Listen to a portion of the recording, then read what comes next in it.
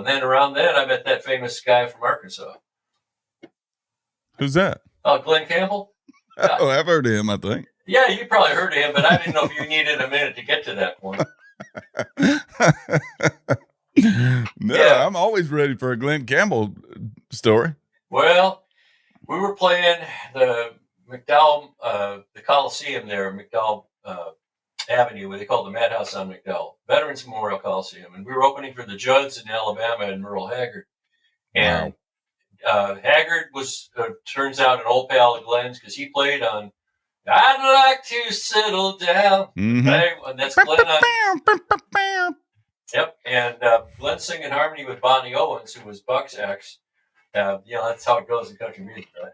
And he came backstage after our set, and he wanted to meet me. And I'd never met him. I heard he lived in Phoenix, but there he was. And the very next, we talked briefly. And the next night, he was we were doing a grand opening of a golf course for Jack Nicklaus up in Carefree, Arizona. And there was Jack Nicklaus at his table, and sitting next to him, chewing a steak, was Glen Campbell. I was like, all right. I walked up to him. I said, hey, old buddy. I said, you want to sit in with the band? And he rattled off some titles. He said, you know these? I said, sure. But we didn't know him. And we just, who's going to say no when you got Glen Campbell coming up? So we ended up doing about a half hour together. And we did Take Me Back to Tulsa and Rose of San Antonio, Twin Fiddles. Steel guitar, that when the hair train fiddle and the steel guitar, there you go.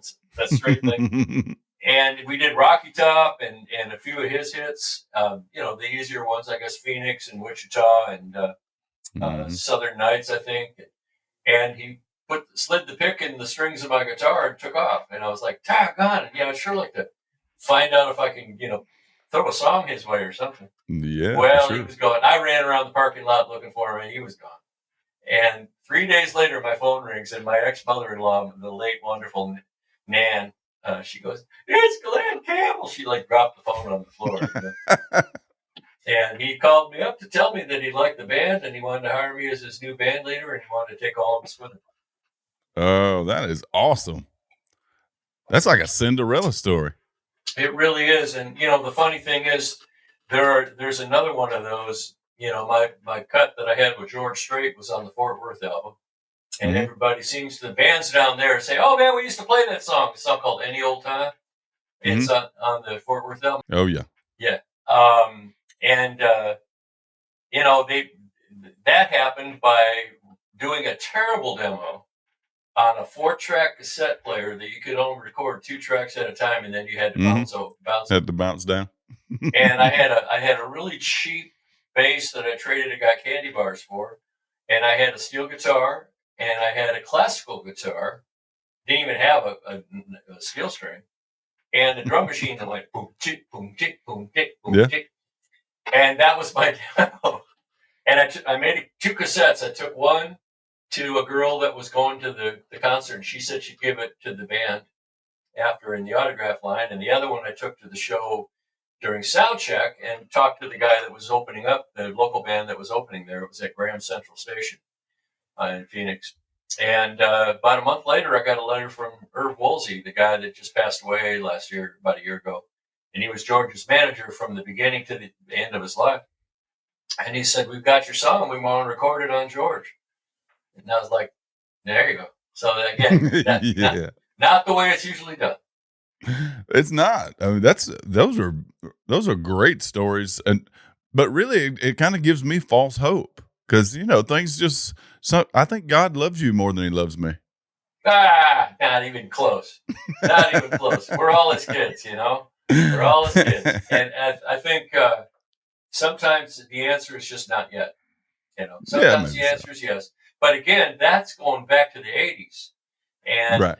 The fact that I'm still here and still swinging and everything close to the plate is pretty all right. Yeah. You play a little ball Did you play a little ball? I did. Yeah.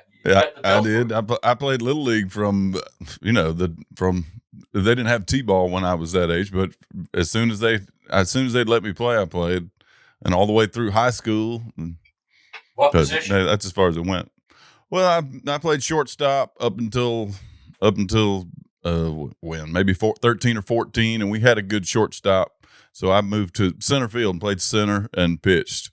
Nice. I figured you for a pitcher, actually. I could throw really hard. If we had any training, like just as far as getting my legs involved, I think I could have thrown high 90s to. I mean, high 90s is just regular run of the mill now. You're not even a power pitcher anymore unless you're throwing 100. That's and crazy. I was throwing low 90s in high school with really no fundamentals. Well, without training, I was thinking Glenn would say something like that. Yeah, you could throw nearly 100 miles an hour, but you didn't want to be in the batter's box when you did it. That's exactly right. It might be coming right at your head. You know? That's exactly. I hit a lot of kids, and when I was young. Yeah, you saw that Nolan Ryan special where he talked about, I might have brushed a guy back a little bit.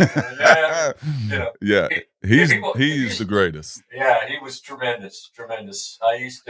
There used to be a guy in our company that dated his daughter. Oh, really? Yeah.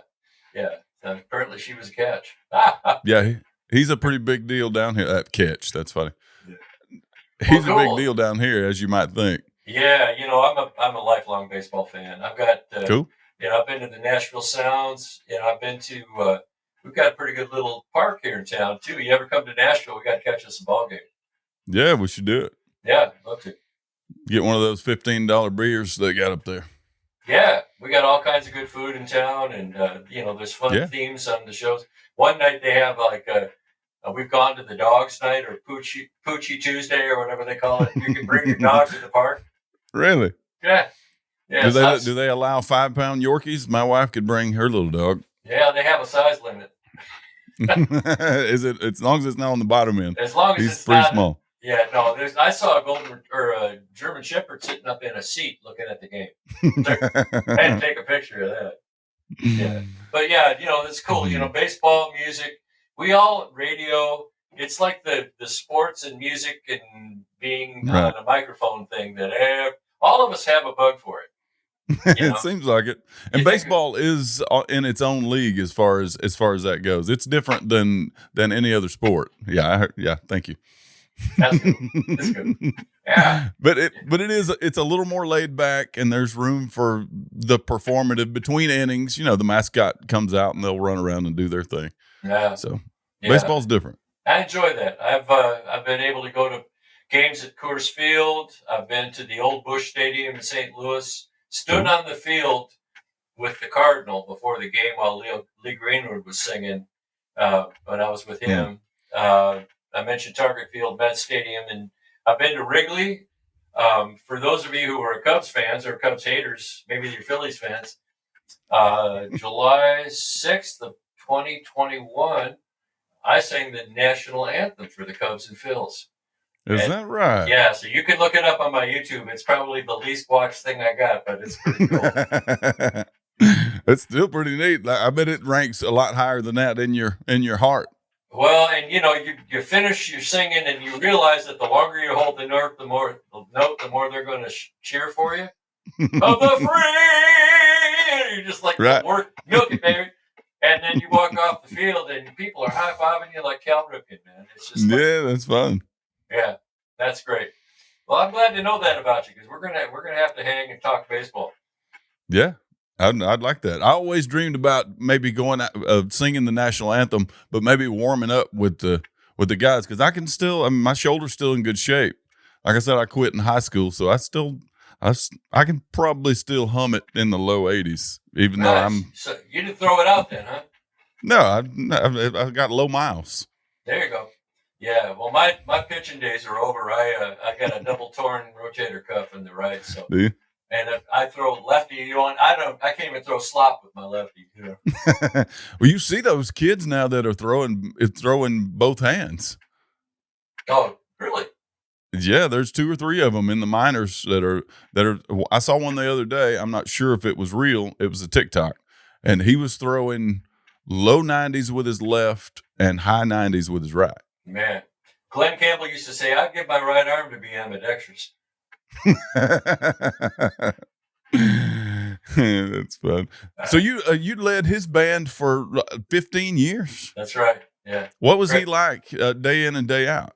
Well, picture a guy from Arkansas who was raised, picking cotton and walking tomatoes and, living country, the kind of guy he was. He was plain old country folks, and Yeah. his family, wonderful, wonderful people. They're still down there in Billstown and Delight on the Billstown Highway. And, one by one, we're losing his brothers and sisters, but they treated me like family. I mean, if I called them up right now, they'd be dinner ready, Really? Yeah, they're that kind of people. And that's good people. yeah, they sure are. And he got it from his mom and dad. And he liked to joke about being from Arkansas. He said, what is it? He said a compliment in Arkansas when you meet a girl is nice tooth. Right. Now I'm telling you, Glen's Joe. I'm not picking on Arkansas anybody. Come on. Yeah. Hogs have done pretty well in the basketball so far. They have. Yeah. I love Arkansas. We go up there for a bluegrass festival in Waldron, Arkansas, and Mountain View.